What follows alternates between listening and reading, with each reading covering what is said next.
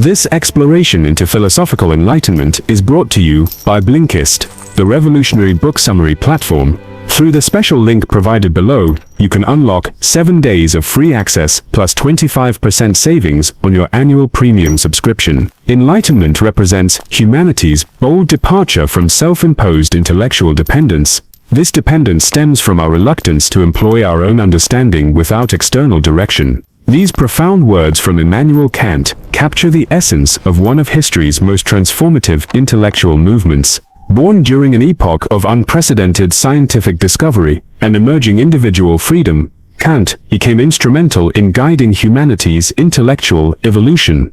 He masterfully wove together revolutionary concepts about human knowledge and ethical behavior, establishing himself as arguably the most influential philosopher of the modern era.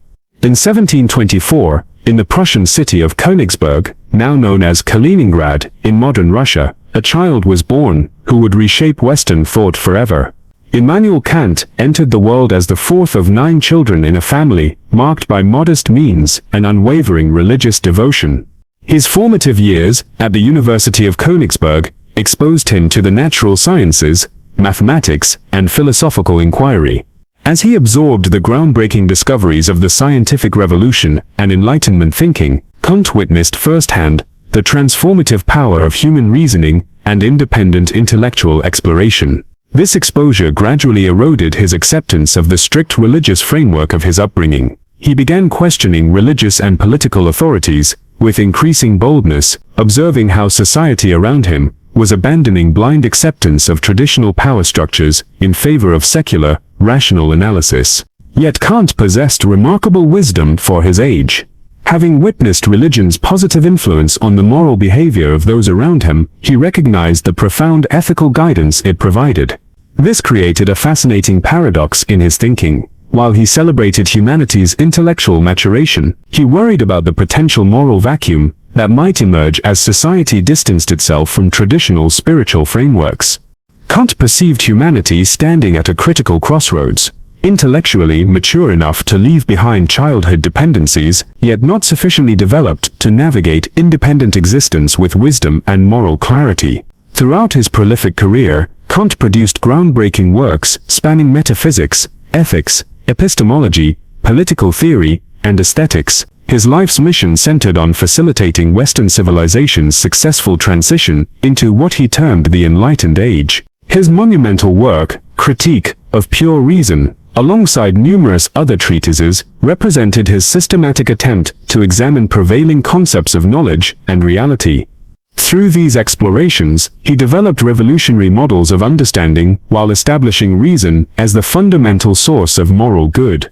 As Kant boldly declared, "Our era demands criticism of everything, no exception can be granted. Religious sanctity and legislative authority may seem exempt from scrutiny, but such exemption breeds justified suspicion. Only that which survives free and open examination earns the genuine respect that reason accords." Kant's philosophical project aimed to provide a comprehensive framework for understanding both how we comprehend our world and how we should conduct ourselves within it. He sought to answer fundamental questions. How do we transform the chaotic input of natural experience into organized meaning and ethical action? Rather than destroying religion's historical contributions, Kant endeavored to strengthen and adapt them for modern conditions. His approach represented neither rejection nor blind acceptance, but thoughtful evolution. In Critique of Pure Reason, Kant outlined his revolutionary theory of knowledge acquisition. The philosophical landscape of his time was dominated by 2 competing schools: empiricists, who insisted all knowledge derived from sensory experience, and rationalists, who argued that reason alone could produce true knowledge. Kant charted a middle path, proposing that knowledge emerges from a sophisticated combination of sensory input and rational processing, all operating within what he called a priori conditions, fundamental structures that exist prior to any experience. He articulated this synthesis brilliantly: thoughts lacking content remain empty vessels. Intuitions without concepts remain blind guides. We require both raw experiential data and the conceptual framework to process that data meaningfully. Kant identified 4 essential a priori conditions that make knowledge possible: space, time, reason, and consistent self-consciousness. These exist as prerequisites for any meaningful experience or observation to occur. Space and time allow us to distinguish features within external experiences. Reason enables us to transform these experiences into meaningful representations and ideas. Consistent self-consciousness provides the unified perspective necessary to integrate all processing into coherent understanding. As Kant explained, self-consciousness emerges not merely from accompanying each representation with awareness, but from combining one representation with another, while remaining conscious of their synthesis. Only through this ability to combine multiple given representations within unified consciousness can I represent the identity of consciousness across these representations. This synthesis of empiricism and rationalism suggested that humans could attain a specific though limited form of knowledge about reality through the unique application of human reason.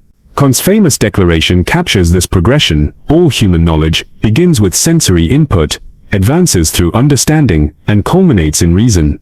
Nothing surpasses reason in this hierarchy. From this foundation, Kant developed his revolutionary approach to ethics. If knowledge about the world comes through reason, then knowledge about proper conduct must also derive from rational analysis. For Kant, moral behavior and rational behavior were synonymous. His entire ethical system centers on perhaps his most famous contribution to philosophy, the categorical imperative. In its primary formulation, this principle states, "Act only according to principles that you could simultaneously will to become universal laws." This deceptively simple concept requires us to evaluate our actions through a universal lens. If we wouldn't want everyone to behave as we're contemplating behaving, then such behavior violates ethical principles. The test becomes straightforward. If universal adoption of your intended action would create a dysfunctional world or cause harm to yourself, then that action contradicts rationality itself. Consider theft. If everyone stole, you would inevitably become a victim of theft, and society would collapse into chaos.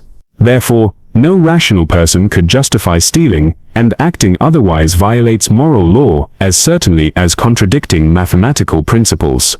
This framework represents Kant's sophisticated reconstruction of the Golden Rule: treat others as you would have them treat you. However, Kant advanced this concept by grounding it within a secular philosophical system that demonstrates how immoral behavior fundamentally contradicts rational thought. His revolutionary insight suggested that moral determinations could be reached through reason alone, independent of religious authority or cultural tradition. This represented a monumental shift in ethical thinking, morality as a product of rational analysis rather than divine command or social convention.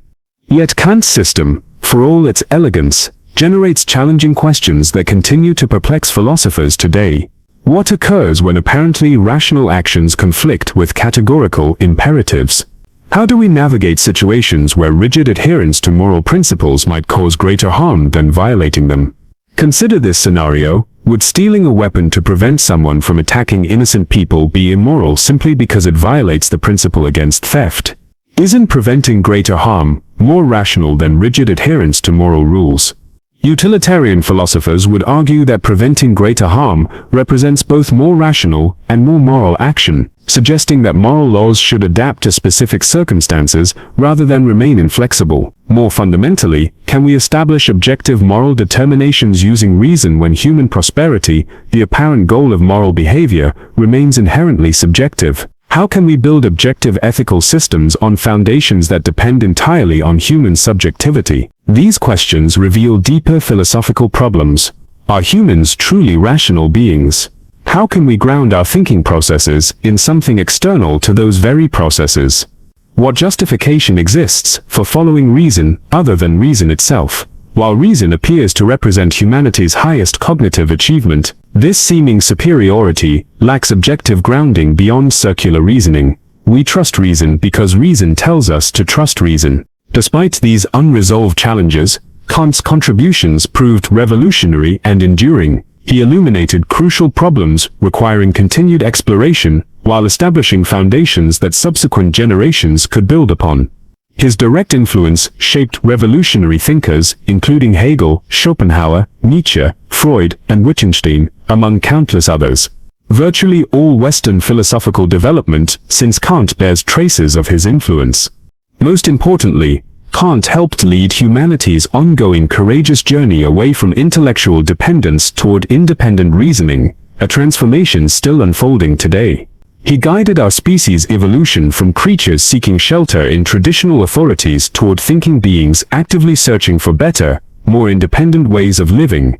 Whatever its source, whatever its nature, humans seem universally compelled to understand, organize, live well, and treat others with kindness, enabling others to pursue the same goals. Throughout history, we've attempted countless approaches, kinship bonds in primitive societies, religious frameworks, rational systems, scientific methodologies. Through all these efforts, we remain uncertain about morality's origins, whether it exists objectively beyond human consciousness, and how to define it if it does. Yet remarkably, despite our messiness and profound flaws, the world continues functioning. Daily, the vast majority of humans attempt to treat those they encounter, those they know, those they love, with genuine kindness and respect. Perhaps this persistent tendency toward goodness represents sufficient reality, regardless of its ultimate source or philosophical justification. In Kant's own words, two phenomena fill my mind with ever-increasing wonder and reverence, the more intensely and frequently my reflection dwells upon them. The starry heavens above me, and the moral law within me. This exploration of Kantian philosophy demonstrates how complex ideas become accessible through proper guidance and structured learning. Consider Garrett, a young adult passionate about exploring philosophy and science during his leisure time. While Garrett always found these subjects fascinating, traditional education never made them truly engaging or comprehensible. In early adulthood, he began independently selecting and reading various books, both classical works and contemporary writings.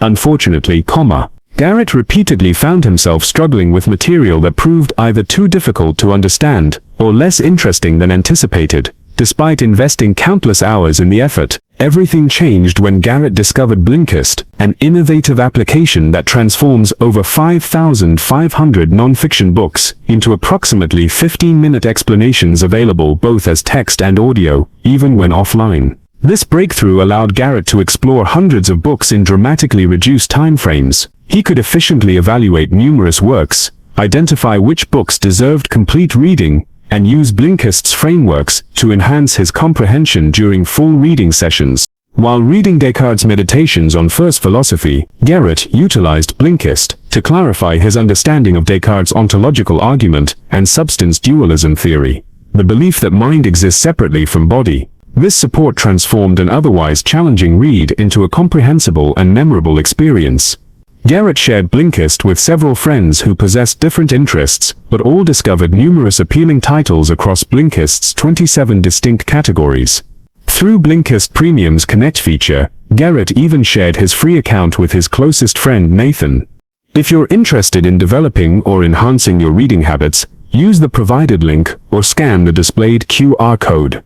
You'll receive 2 Blinkist memberships for the price of one, plus a 7-day free trial and 25% savings on Blinkist Premium.